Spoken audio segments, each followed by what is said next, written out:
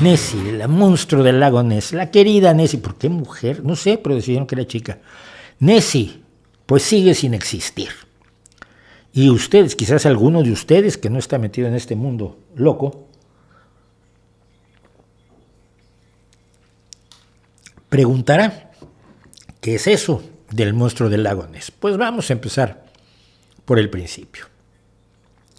Esta cosa alargada es el lago Ness, que se encuentra en la parte norte de Escocia, en el Reino Unido. Es un lago que tiene una longitud máxima en su punto más largo de 36,2 kilómetros, es largo, y en su anchura máxima es de 2,7 kilómetros, casi 3 kilómetros, lo cual le da unos 56 kilómetros cuadrados de superficie. Es muy difícil, por supuesto, recorrer y sondear la totalidad del lago Ness porque es grande, pero su profundidad máxima es solo de 226 metros y su profundidad promedio es de 132 metros. Como hay un río que desemboca en el lago Ness y algunas ha habido leyendas sobre monstruos sobre un monstruo en el río, pues se trata de decir que es el mismo monstruo. Bestias marinas y bestias fluviales, en todos los ríos hay historias de bestias y de monstruos fluviales y de náyades y de ninfas. Aquí las ninfas se llaman shanas, por ejemplo. El mundo de lo fluvial, precisamente porque es la fuente de la vida y porque cuando tú haces un poblado, más vale que lo hagas cerca del agua si puedes, si te dejan los que ya están allí. Siempre hay relatos de bestias de este tipo, pero el relato del lago Ness estalla en agosto de 1933 cuando el periódico The Courier publica el relato de George Spicer, un señor que dijo que había visto un monstruo. ¿Cómo era el monstruo? Pues quién sabe. Pero entonces empezaron muchísimas personas a verlo, nadie lo había visto antes. Y de pronto, a partir de ese momento, en agosto de 1933, un montón de gente ve monstruos en el lago Ness. Un pescado monstruoso, una serpiente marina o un dragón. Estas son las descripciones, todas ellas que no tienen, por supuesto, coherencia. Cada quien vio lo que quiso. Y desde 1933, pues, hubo esta serie de avistamientos hasta que en 1934 el señor Grant dibujó el que se encuentra arriba a la izquierda, que eso es lo que él decía que era Nessie, y abajo a la derecha tenemos la fotografía más famosa de Nessie, del monstruo del lago Ness, que es la supuesta fotografía del cirujano.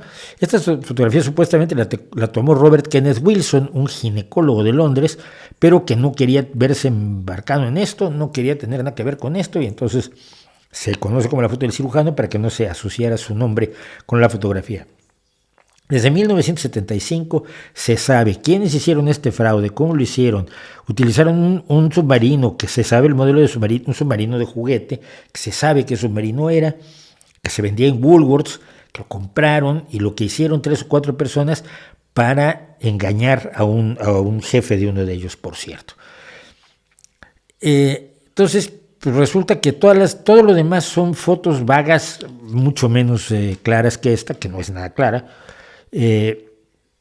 Cuando se analizó ya la fotografía en serio, por ejemplo, se descubrió que el objeto tenía entre 60 y 90 centímetros de largo, es decir, una cosita pequeña, no era precisamente un monstruo marino brutal, ni un plesiosaurio, como quieren muchos, un brontosaurio, ahora se llaman apatosaurios, sino que era una cosa del tamaño de un juguete, 60, 90 centímetros de grande.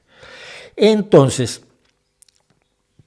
pues se lanzó en estos días la mayor búsqueda en 50 años, en 50 larguísimos años, del monstruo del lago Ness. Alguien convocó, y los tontos van cuando los convocan, cientos y cientos de personas con barcos, con cámaras fotográficas, con cámaras de vídeo, con drones con sensores térmicos, con equipos de sonar, con micrófonos subacuáticos, docenas de barcos y muchas ganas. Y encontraron, hace 50 años que no se hacía algo así, y encontraron finalmente, por suerte, lo mismo que hace 50 años, nada. nada. Uno dice que vio algo así allá lejos y que luego otro, esto sonó en el sonar una cosa, bien emocionante, pero no la pudimos grabar porque falló la grabadora en ese momento, como si fuera una grabadora de carreta, estas que fallan. Esto nos pasaba cuando investigábamos ovnis en los años 80, 70, perdón. Y nos llegaba gente que traía una foto del ceso y el negativo se lo comió el perro, se lo llevaron los hombres de negro, desapareció misteriosamente. Entonces te traían un positivo que veías el truco, pero vamos, era más burdo. Y así eran todos, ¿no? Se veía el hilito del que pendía el ovni. Nosotros hicimos muchas falsificaciones de ovnis para enseñarle a la gente cómo se hacían. Las últimas todavía las hice para la revista Quo hace unos 6 o 7 años. Hice una serie de falsificaciones con una luz trasera de bicicleta, por ejemplo, lanzándola al aire y pillándola a tiempo con una obturación rápida, un 500avo de segundo.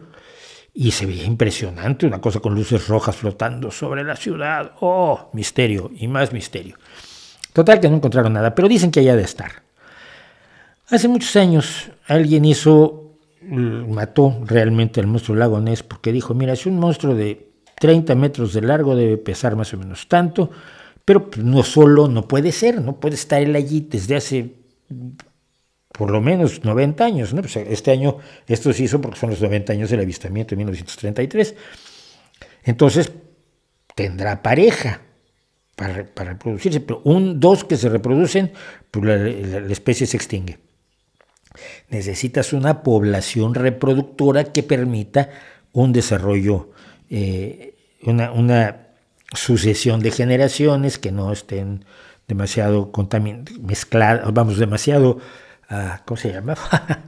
Cuando tienes poca variación genética y te pasa lo que a los Borbones, lo que a los Habsburgo, perdón, que se casaban entre ellos y bueno, el final fue que el pobre Carlos el hechizado, el último rey Habsburgo español. Entonces, pues hay que tener una población. ¿Cuánto tendría que ser esa población? Pues pon unos 100 individuos, 50 hembras, 50 machos. Genial.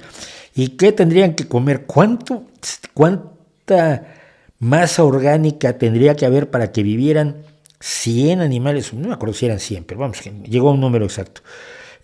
Para que sobrevivieran y pudieran reproducirse y todo esto. Pues nada, una cantidad de peces que se consumirían el día que no los tiene el lago, punto.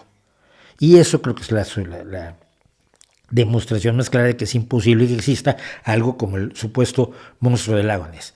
¿Saben para qué va a servir esto? Se los digo yo, para nada.